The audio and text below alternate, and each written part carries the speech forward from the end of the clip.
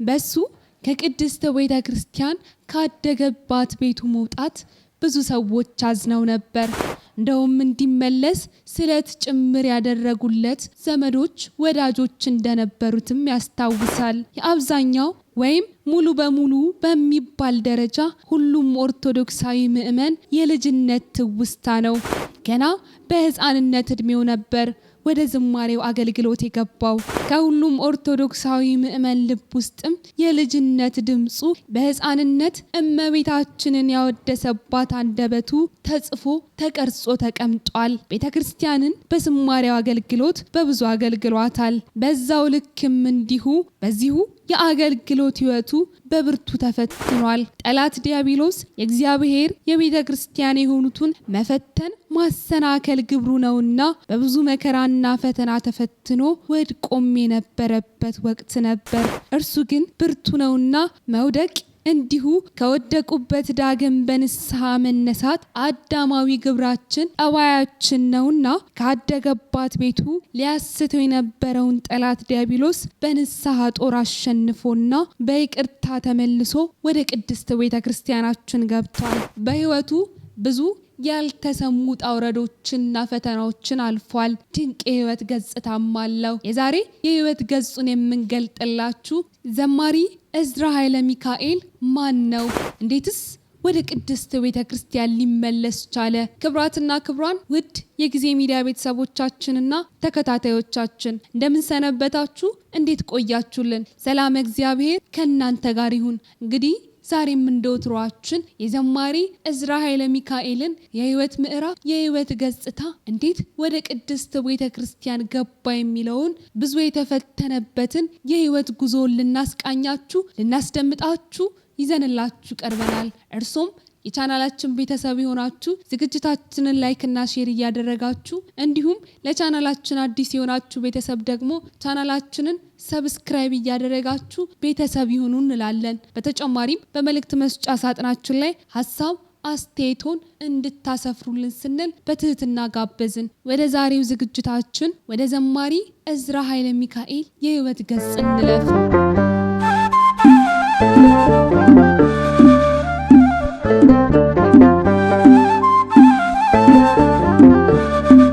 በተሐድሶ እንቅስቃሴ ወቅት ቅድስት ቤተ ክርስቲያን በብዙ የተፈተነችበት ጊዜ ነበር። እንዲሁም ከመፈተንም አልፋ ልጆቿ ሁለት ጎራን ከፍለው ግማሹ የተለየበት የወጣበት ጊዜ ነበር። ታዲያ በዚህ ጊዜ ከቅድስት ቤተ ክርስቲያን ተለይተው ከነበሩ ዘማሪያን መካከል ዘማሪ እዝራ ኃይለ ሚካኤል አንዱ ነው። የእመቤታችንን ስም ከአንደበቱ ማውጣት ከሕይወቱ ለይቶ አያውቅም። ታትመሻል በሰው ልቦና እያለ በልቡ የታተመችውን ድንግል ማርያም ያወድሳታል። ዘማሪ እዝራ ኃይለ ሚካኤል ትውልድና እድገቱ በከምባታ አካባቢ ሀደሮ በምትባል ከተማ ነው። ገና በልጅነት እድሜው በ5 ዓመቱ እናቱን በ6 ዓመቱ ደግሞ ወላጅ አባቱን በማጣት ነበር ሕይወትን ከሁለት እህቶቹና ከአንድ ወንድሙ ጋር መግፋት የጀመረው። ታዲያ ይህ የብቸኝነት የፈተና ጊዜ ነበር ወደ ቅድስት ቤተ ክርስቲያን እንዲገባ ለቤተ ክርስቲያን እንዲሰጥ ያደረገው። ወደ ቅድስት ቤተ ክርስቲያንም በመግባት ከአባቶች ጋር ማደግን ጀመረ። በወቅቱ በአካባቢው የነበረው ደብረ መንክራት ቅዱስ ገብርኤል ቤተ ክርስቲያን ነበርና እዚያው እያገለገለ ማደግን ጀመረ። እንዲሁም በቅርብ በነበረው አብያተ ክርስቲያናት በሽሽቾ ስላሴ፣ በሃላባ ማርያምና የሐዋሳው ቅዱስ ገብርኤል በልጅነት ጊዜ እያገለገለ እየተማረ ያደገባቸው ሰንበት ትምህርት ቤቶች ነበሩ። በዚህ ጊዜ እንደ ወላጅ አባቱ የሆኑት ስማቸው ከስሙ ጋር አንድ ላይ ሆኖ የሚጠራ የንስሐ አባቱ እንዲሁም የቤተ ክህነት ትምህርትን ጠንቅቀው ያስተማሩት ታላቅ መምህር ኃይለ ሚካኤልን ተዋወቃቸው። ለቅድስት ቤተ ክርስቲያን ባለው ፍቅር እንዲሁም ለዝማሬ ሕይወቱ ታላቅ መሰረትም ጣሉለት። ዘማሪ እዝራ ኃይለ ሚካኤልም በ6 ዓመቱ ነበር ድቁናን ከብፁዕ አቡነ መልከ ጼዴቅ የተቀበለው። እንዲሁም ዲያቆን ለመሆን የበቃው።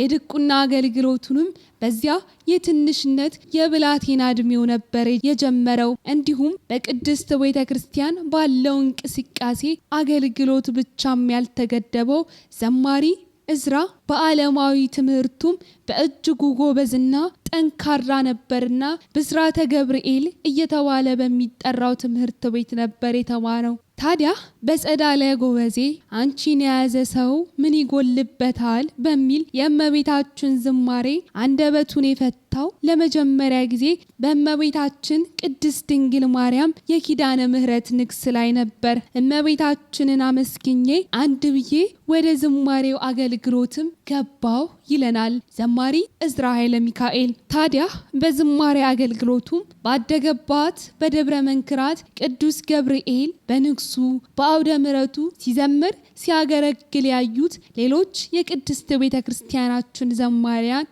ይሄ ልጅ መዝሙር ቢዘምር እንዲሁም ካሴት ቢያወጣ እያሉ ሐሳባቸውን ይለግሱት ነበር።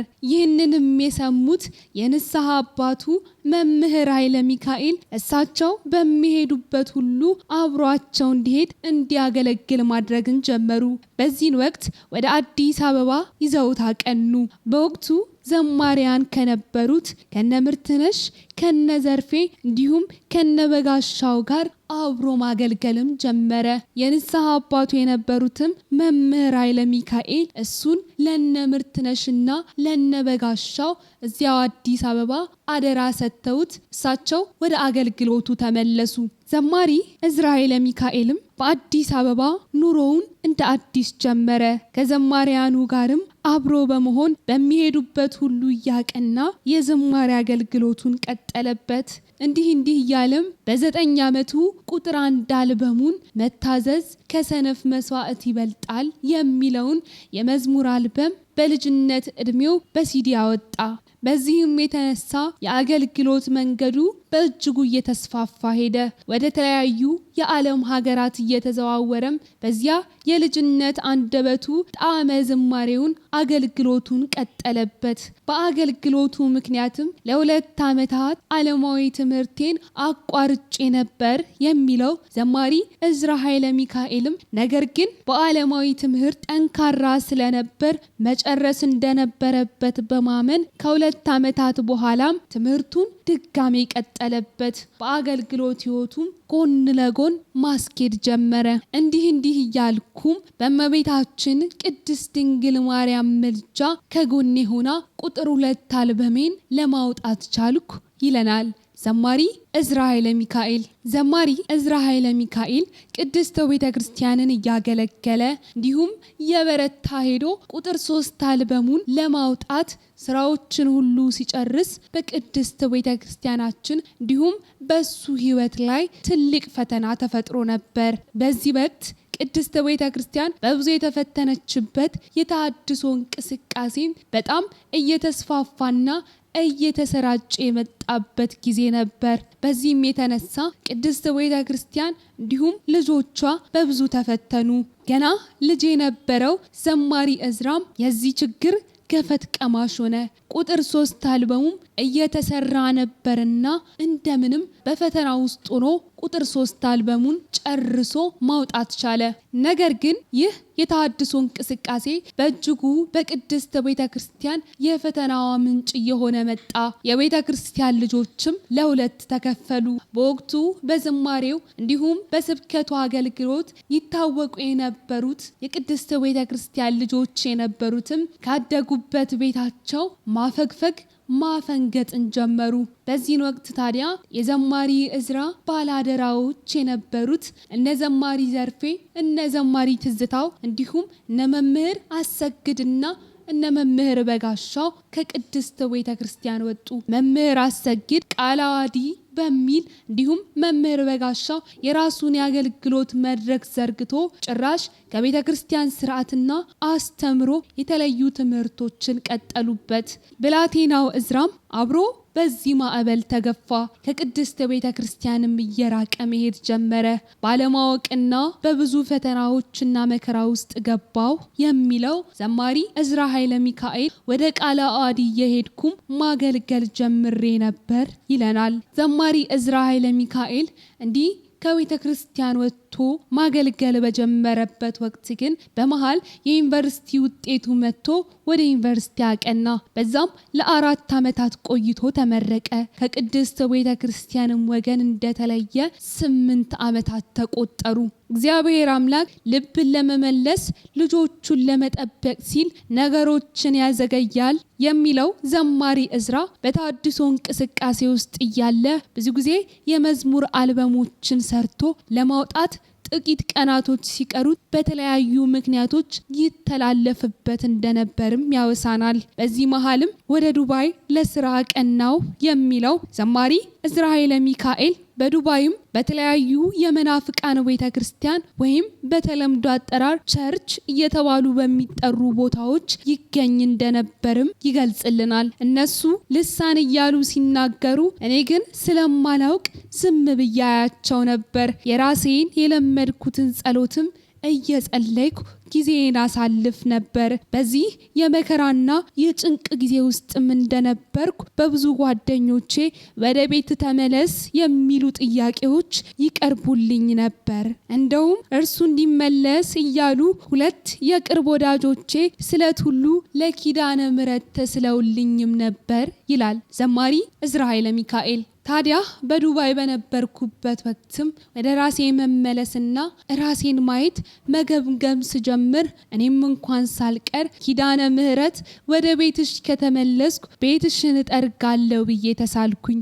እኔ ለመመለስ ወይንም ደግሞ ወደ ቅድስት ቤተ ክርስቲያን በመመለሴ ምንም አልፈራሁም፣ ምንምም አላፍርም። ለመመለስ ኪዳነ ምሕረትን ስለያዝኩኝ ቀድሜ የደወልኩትና የተነጋገርኩት ከንስሐ አባቴ ጋር ነበር። የተለየሁትም ከእሳቸው ጋር ተቆራርጬ የነበርኩትም ከቅድስት ቤተ ክርስቲያን በመውጣቴ ነበርና እርሳቸውን ደውዬ ይቅርታ ልጠይቅ ነው ስል እሳቸው በደስታ ነበር የተቀበሉኝ። መደረግ ያሉባቸው ነገሮችንም እንደሚያደርጉ ነገሩኝ። በቀኑናም ወደ ልጅነት ቤቴ ወደ ቅድስት ቤተ ክርስቲያን ተመለስኩኝ። ያሳደገችኝ ኪዳነ ምሕረትም ጩኸቴን ሰምታ ከመከራው መንገድ ስቼ ከነበርኩበት ቦታ አወጣችኝ በማለት ዘማሪ ዕዝራ ኃይለ ሚካኤል የመመለሱን ጉዳይ ይናገራል።